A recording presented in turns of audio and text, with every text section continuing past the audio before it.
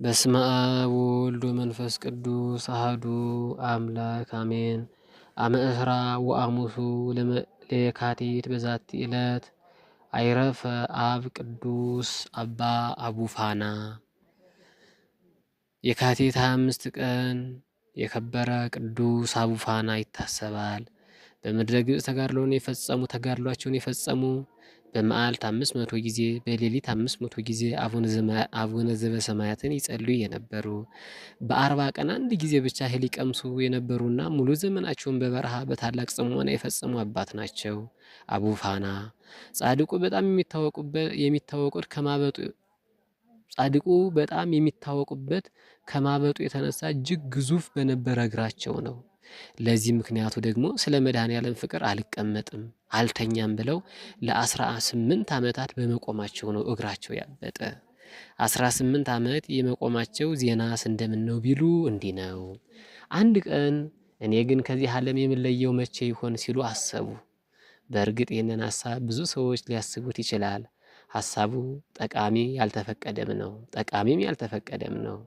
አንደኛ ጠቃሚ ነው ያልኩበት ምክንያት አንድ ሰው ሞት እንዳለ ካወቀ ወይም መቼ ነው የሚሞተው ብሎ ካሰበ ንስሐ ይገባል፣ ክፋትን ይተዋል ተብሎ ስለሚታመን ነው።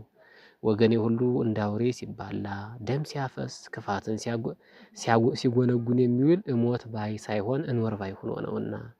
ግን ደግሞ ሞት በቅርቡ እንዳለ በኃያሉ አምላክ ፊት ራቁትን ለፍርድ እንደሚቀርቡ ለወገኔ ማን መነገረው? ሁለተኛ ያልተፈቀደ ነው ያልኩት ደግሞ በሁለት ምክንያት ነው።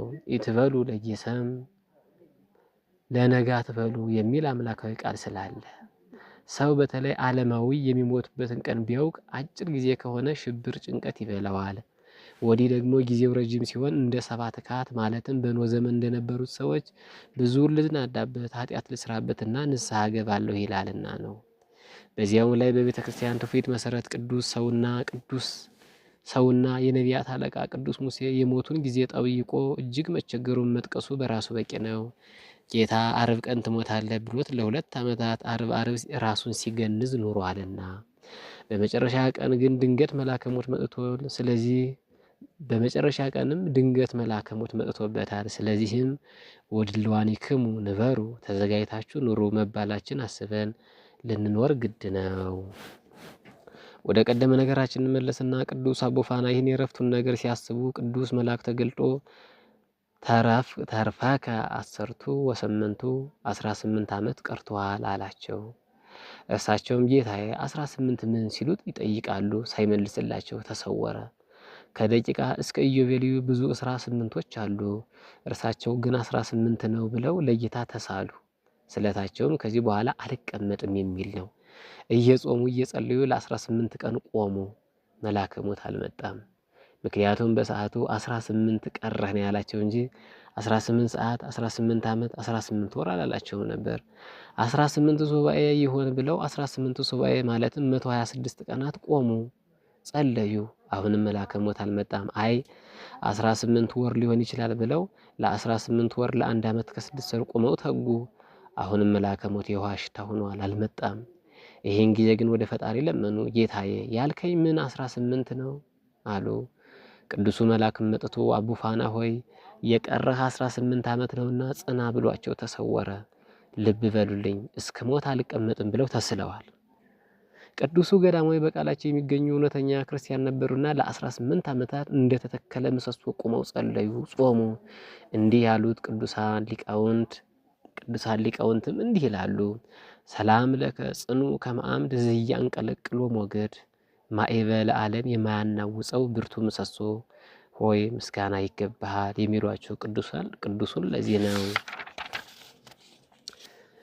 ሰላም ለቁመተ አቡፋና ዘአልቦ ኑታዬ እስከ ተመሰለ እግሩ ከመ እግረ ነጌ ይላል።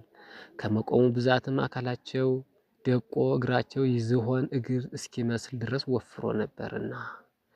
አቡፋና አባታችን በዘመናቸው ብዙ ታምራትን ሰርተው በዚች ቀን አርፈዋል። ከቅዱሱ ረድኤት በረከት ይክፈለን። በዚህ ዕለትም ቅዱስ እንጦኒ ሐዲስ ሰማዕት ይታሰባል። ቅዱስ እንጦኒ በትውልዱ ከሶርያ አረቦች ሲሆን በቀደመ ሕይወቱ ክርስቲያኖችን ያሳድድ፣ ካህናትን ይደበድብ፣ አብያተ ክርስቲያናትን ያቃጥል ነበር።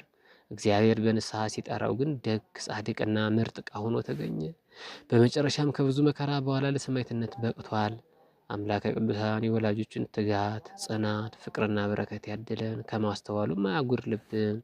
የካቲት 25 ቀን የሚከበሩ ዓመታዊ ቅዱሳን በዓላት ቅዱስ አባ አቡፋና ጻድቅ፣ ቅዱስ እንጦኒ ሰማዕት፣ ቅዱሳን ሰማዕታት አውሳኒዮስ፣ ፊልሞና፣ ሉቅያ ድንግል፣ የቅዱስ ጳውሎስ ሐዋርያ ደቀ መዛሙርት ይታሰባሉ። ቅዱስ ቶና ዲያቆንና ሰማዕት፣ ቅዱስ ሚናስ ዘሀገረ ቁስ ይታሰባሉ። ኃይል የሰጠኝ ክርስቶስ ኢየሱስን ጌታችንን አመሰግነዋለሁ። አስቀድሞ ተሳዳቢና አሳዳጅ አንገላችን ምንም ብሆን ይህን አደረገልኝ። ነገር ግን ሳላውቅ ባለማመን ስላደረግኩት ምሕረትን አገኘሁ።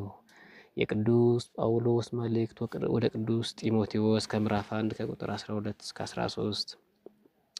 ብእስ የገዳም ብሁት ጻድቅ አቡፋና ወእንጦኒዎስ ዘደማስቆ ስሙዓ ነገር ወዜና ሉቅያ ድንግል አውሳኒዎስ ፊልሞና አሪተ ጳውሎስ ሁሉ ዘተበጹ በድንግልና ወሰማዕት ሐዲስ ሊቀ ዲያቆናት ቶና እንጦኒዎስ ሐዲስ ለማርያም ዘአፍቀራ ወአቡፋና ዘቆም አመታተ እስራ አውሳኒዎስ ወፊልሞና ዘሰማይ ሐራ ሉቅያ ድንግል ዘታገሰት መከራ ወቶና ዲያቆን ክሉ ለብራን ወጌራ። በዕለቱ ከተነሱት ቅዱሳን ረድኤት በረከት ይክፈለን። ወስብሐት ለእግዚአብሔር ወለወላዲቱ ድንግል ወለመስቀሉ ክቡር አሜን።